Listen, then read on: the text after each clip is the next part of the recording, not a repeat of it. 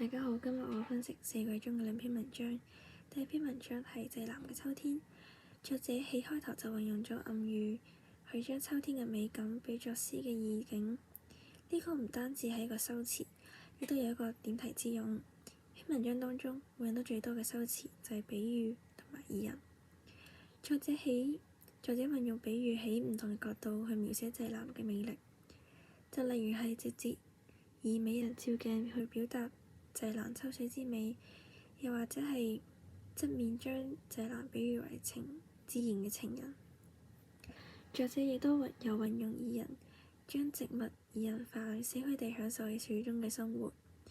我認為擬人法可以賦予景物生命，讓佢哋好似人類咁樣活咗起身，更具生動。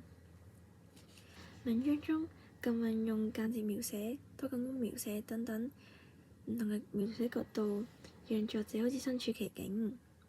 而第二篇《魔季》，作者喺開頭就運用擬物去將藍天當作具體事物來寫。我認為咁樣就可以吸引到讀者去閱讀文章，係一個好好嘅修辭手法。咁呢一篇文當中最有意思嘅，我認為係訃告同埋直接抒情。作者多次訃告春天，或者係讚美春天。